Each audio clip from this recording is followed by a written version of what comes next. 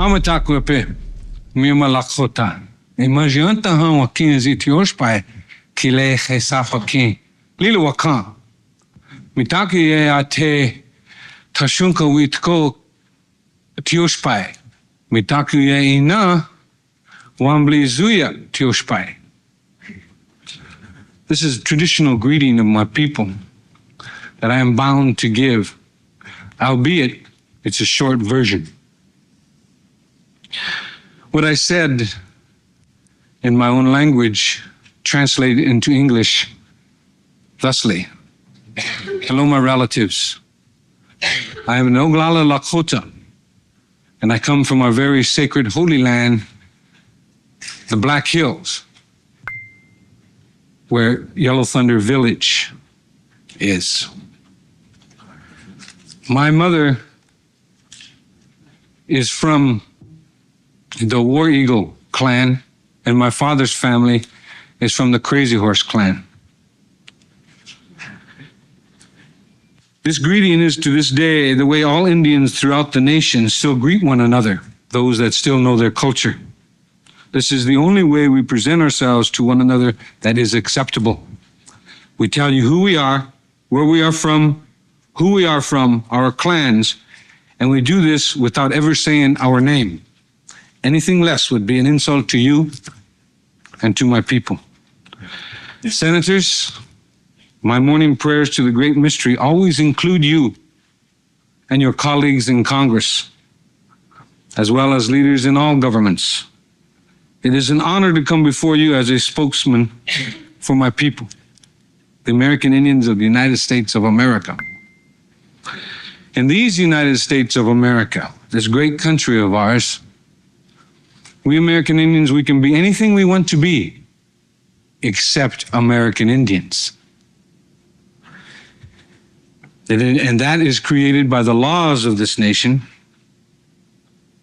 and condoned by its subsidiaries, the so-called tribal government, and designed for the Indian to fail, to be expendable, to be eliminated.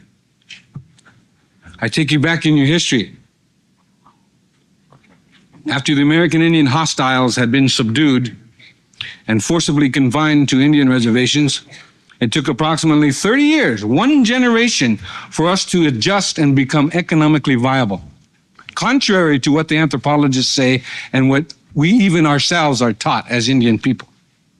However, allotments were made smaller, our remaining lands were open to homesteading, and we were forced into reducing our livestock.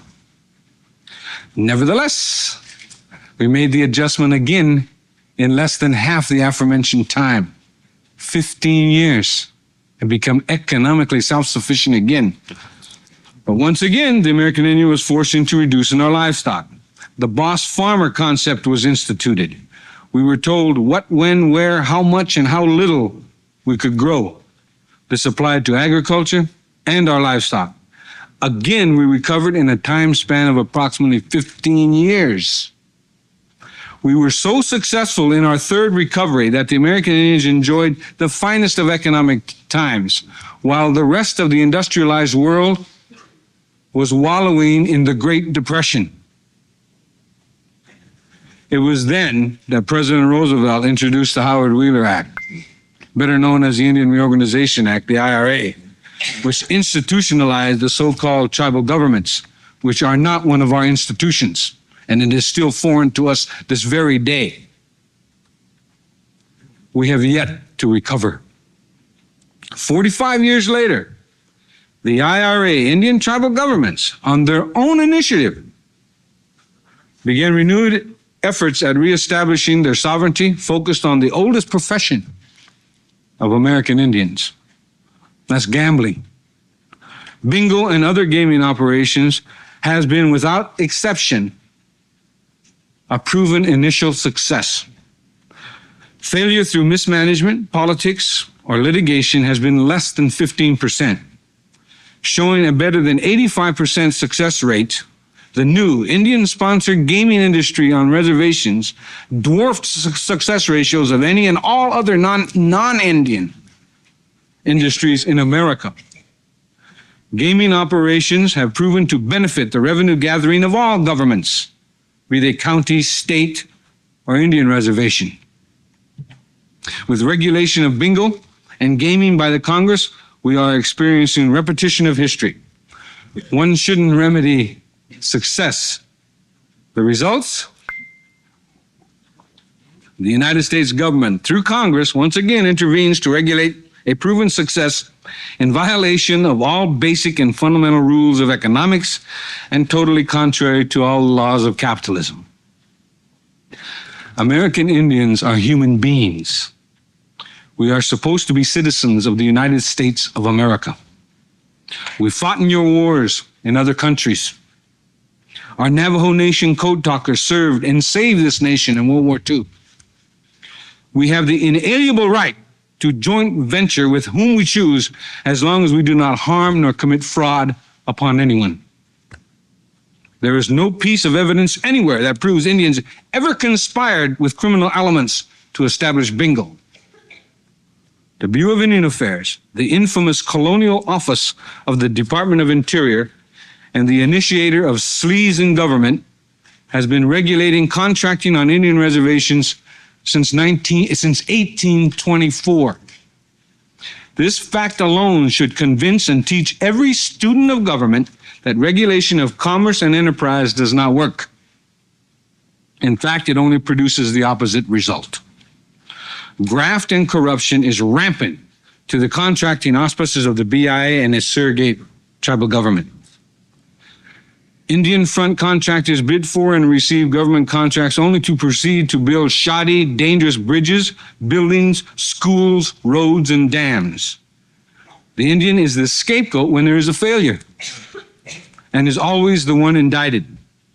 Contracting on reservations has proven historically to breed and feed corruption within the BIA and now the tribal governments. Within the past 2 years, I personally have attempted to assist 7 Indian reservations located in the Southwest, the Northwest, and the Northern Plains, to no avail. The investors I represented were from various groups interested in establishing banks, resorts, Indian-owned public relation firms, factories, fishing ports, and international trade. I now know that tribal governments do not want economic development unless graft is a major ingredient. The BIA is a major player in land leases being sold by petty bureaucrats for as meager an amount as $40. There is a scandal of monstrous proportions occurring in at least 2 Indian agencies, the BIA's branch of land operations and the branch of realty. I challenge this investigations committee to intricately go into the branches of realty and land operations. The BIA does not enforce its trust responsibility, quite to the contrary.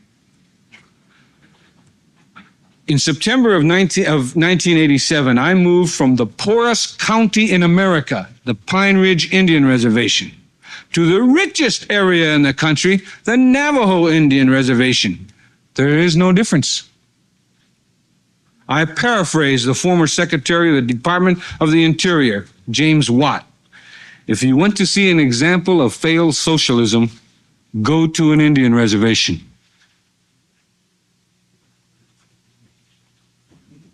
The poorest and richest reservations in our nation suffer from identical problems: mismanagement, a bloated patronage system, no checks and balances, and tribal government's waiver of sovereignty in order to initiate debt. This is not anything new. This is an everyday occurrence in all tribal governments. Problem is leadership. In this case, it is the lack of leadership. Ironically, everyone, including you senators, referred to the allegedly elected tribal officials as leaders. Leaders are supposed to work for a better quality of life for their constituents. It is an insult to my heritage, my ancestors, and my dignity as an Oglala Lakota to have the term used loosely. Many of the tribal officials are honest and sincere men and women who have good hearts. Nevertheless, a vast majority of the tribal officials parasite on the incestuous world of tribal politics. Not as our forefathers, who were the best providers, protectors, defenders, advocators, and friends. The game of who is the most important rules. It's embarrassing. At the turn of the century, American Indians numbered about 230,000, all traditional. With each succeeding generation, we lose our population base and our spirit as once proud peoples. The American Indian statistics of deprivation have remained constant since the end of World War II. All other groups of citizens' fortunes rise and fall with the gross national product, the GNP. The American Indian statistical line of deprivation remains constant, a straight line. With the blatant genocide of our traditional people, we have less than 50,000 in America today. We are averaging a loss of 1,000 a year since 1900. We are losing a value system as distinct people that sets us apart from the industrialized world. These facts surface in our tribal statistics, and no one attempts to do anything about it except for a few social workers and reservation police. This new statistical horror is women and child abuse. Child abuse is epidemic on Indian reservations, and all you hear are whispers. This abuse can be directly attributable to the schools on the reservations. Education in the BIA, public, the contract, and missionary schools do not teach positive values from non-Indian culture, and in collusion with the BIA, certainly do not allow Indian culture and values to be taught. The fact is, educators continually denigrate American Indian traditional lifestyle as primitive, dirty, and without any redeemable virtues. And the tribal councils condone it. Needless to say, every time the U.S. government has interfered with American Indian lifestyles, it has been proven to be disastrous. In the 1960s, legal services were implemented on Indian reservations. It was a boon for the people. Tribal officials all of a sudden were held accountable.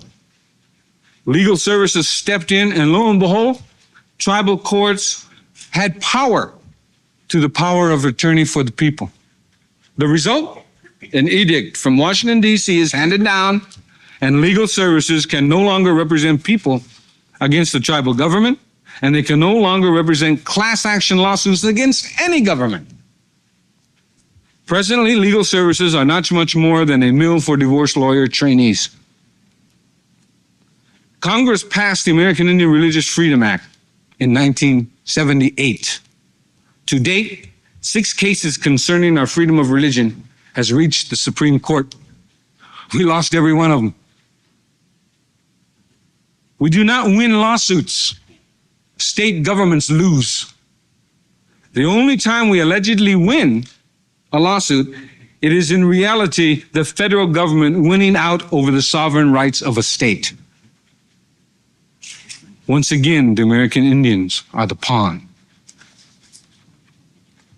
Now, the major factors presenting American Indian people with existing rights to self-determination.